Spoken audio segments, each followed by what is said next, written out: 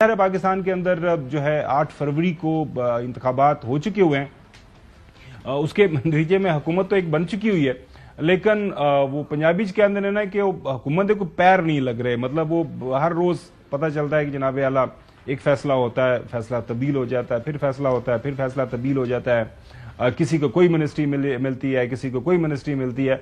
तो इसी हवाले से जाहिर है करंट अफेयर्स का हमारा प्रोग्राम है, मजबूरन बात करना पड़ती है। हसन अयूब तो एतराज भी कर रहे थे कि हर रोज क्या हम एक ही इशू को लेकर बैठ जाते हैं, लेकिन क्या करें, हुकूमत वक्त है तो हुकूमत वक्त के जो मामला है उनके ऊपर बात करना बड़ा जरूरी है।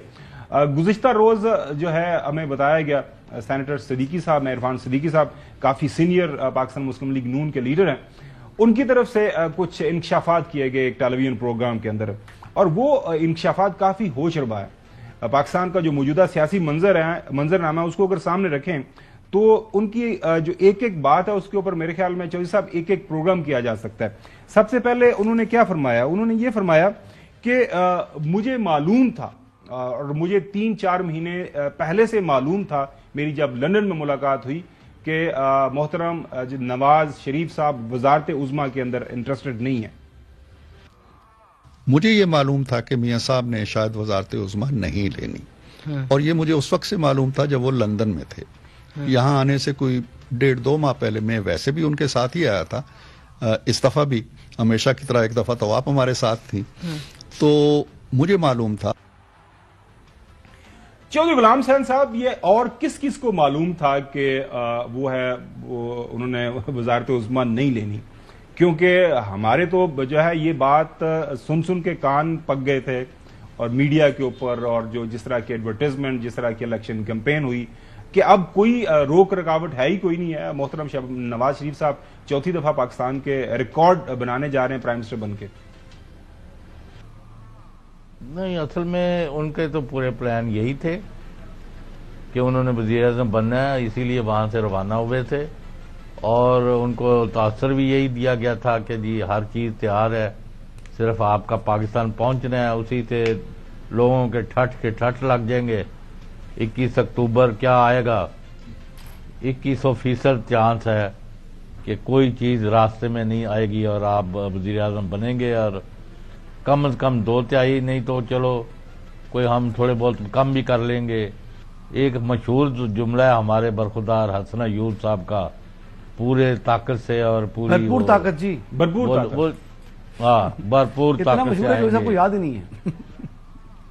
नहीं, कई दफा आपने जुमला बोला हुआ है। इस वक्त तो जरा रोजे में भी आखिरी वक्त लम्हा होते हैं ना, बंदे को कोई जी सही सोच समझ के बात करनी पड़ती है।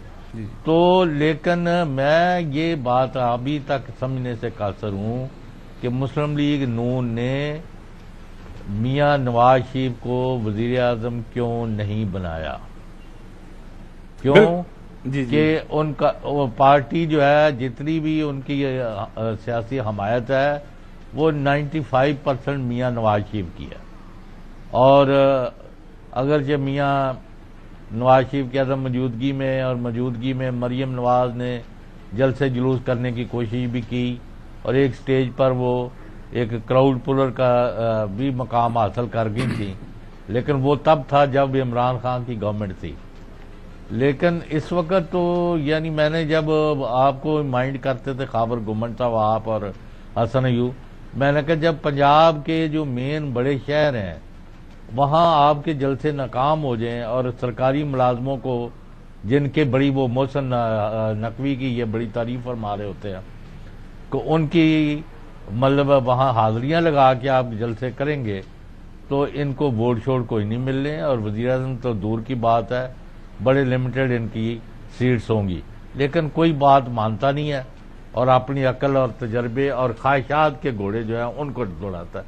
तो मियां नवाज शरीफ साहब जो हैं, उनके साथ 2 ताकतों ने हाथ किया है, एक उनकी पार्टी ने, नंबर 1, और नंबर 2 वो लोग जो यहाँ चेस बोर्ड के मोरे, यहाँ से गुलाम हुसैन को इधर बैठा दो, हैदर नकवी साहब को ये दे दो, हसन अयूब को ये करा दो, खावर गुमन को माजरे से उठा के सियालकोट का कमांडर बना दो, वो सारे लोग जो थे उन्होंने उनके साथ हाथ किया, और वो अपने जख्म चाट रहे ने। तुम उल्फत की नई मंजिल को चला तू बाहें डाल के बाहों में। जी चलें वो मियां